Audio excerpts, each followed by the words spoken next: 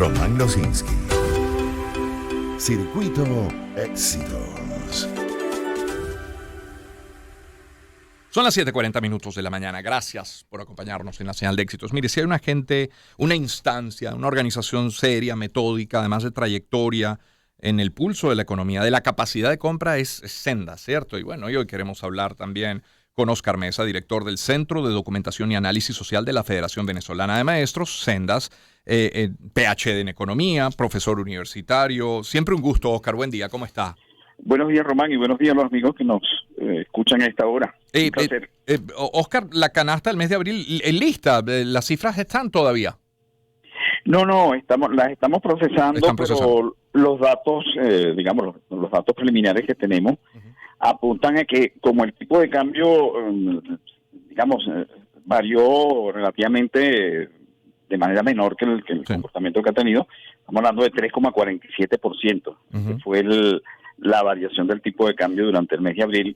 Esperamos que, por lo menos estamos hablando sobre los datos preliminares, que el comportamiento de los precios, el aumento de los precios sea también más o menos moderado. Pero de todas maneras las canastas, por lo que estamos viendo, van a quedar por encima de los $500, tal como informamos en el mes de marzo. De manera que es probable que estemos repitiendo ese número o subiendo muy poco, por lo menos en dólares. Ya veremos cuál es el comportamiento que tenemos en bolívar y por lo tanto de mantenerse, digamos, ese precio de la canasta alimentaria, y estamos hablando solamente de alimentos en $510,88. Bueno, el poder adquisitivo del salario mínimo, que no se aumentó ahora el 1 de mayo, estará en el orden del 1% como estaba, o probablemente por debajo. Digo probablemente porque lo diremos cuando hayamos procesado toda una base de datos que bueno, que es mucho más robusta que la que teníamos hace 25 años, ¿no? Óscar, en el histórico, si revisamos estos 4 primeros meses del año, los 3 primeros sobre todo, pero con los datos que manejas a la fecha del cuarto también, ¿hay algunos rubros o grupos de alimentos que se hayan mantenido estables en precio, que siempre suban indefectiblemente de las variables o incluso que hayan podido bajar? Mira, te puedo, digamos, responder con los datos del mes de marzo. En el mes de marzo subió pescado y marisco, pero por razones, digamos, de la Semana Santa. Pues, claro. Sí, y además siempre sube.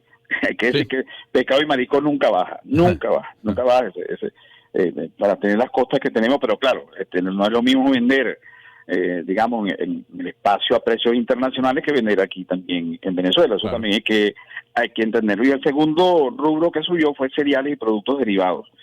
Se ha mantenido, digamos, un comportamiento al alza de manera casi permanente de frutas y hortalizas y raíces y tubérculos. Claro, porque eso lo que refleja son, digamos, los problemas que tienen los productores nacionales, que son, la verdad, unos héroes para seguir produciendo las condiciones en las que están. Y claro, eso se refleja finalmente en los precios. De manera que, por ejemplo, comer más sano, frutas y legumbres, pues sale mucho más caro.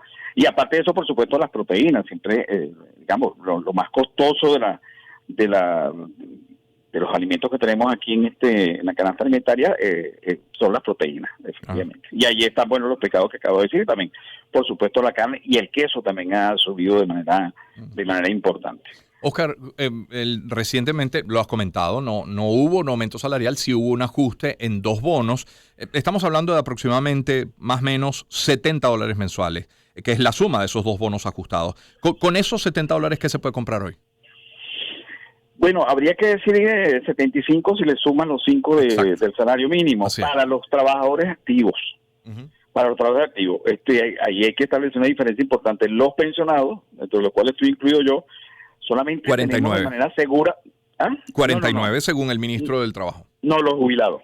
Sí, exactamente. Los jubilados, eso no es lo mismo que los pensionados. Exactamente, tienes razón. Recuerda que la mayoría ayer lo decía con una colega tuya, la mayoría de los jubilados pertenecen a la administración pública, Román. Sí. Ni tú ni yo vamos a ser jubilados, pues, probablemente de la administración pública, y por lo tanto no vamos a ser jubilados.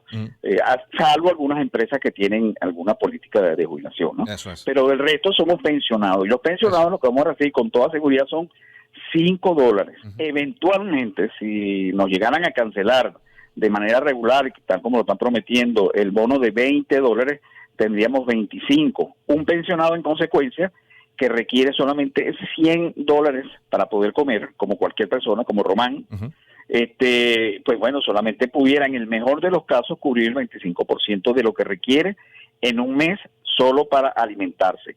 Y en el caso de los trabajadores que están en el sector, digamos, activo, pues, bueno, si reciben 75, probablemente un poco más, porque en el sector público puede estar pagando 5 o 6 salarios mínimos que vendrían siendo, Román, unos $30 más o menos. Tú le sumas eso, pues bueno, pudieran estar cubriendo el gasto que requieren en alimentación en un mes cada uno de ellos. Es decir, el gasto per cápita para alimentarse es de $100 por persona. Yeah. Y eso suponiendo que no haya que pagar transporte, vivienda, educación, salud, etcétera, ¿no? No, si le sumas eso, eso, tendría que doblar la cifra. Estaríamos hablando de por lo menos $200 per cápita. Es lo mínimo que tú requieres para cubrir esos gastos esenciales.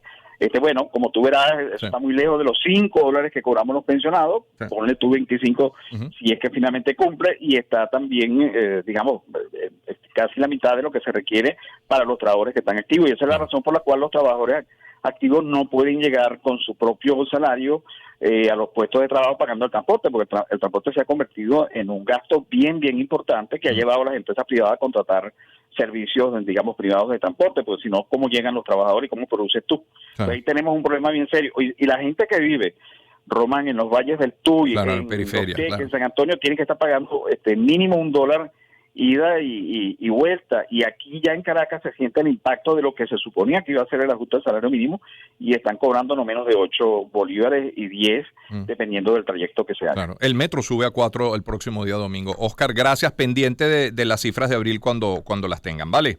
Cómo no, con mucho gusto. Un abrazo. Oscar Mesa es director del Centro de Documentación y Análisis Social de la Federación Venezolana de Maestros, Sendas, PhD en Economía, profesor universitario. Además, le dejo con algo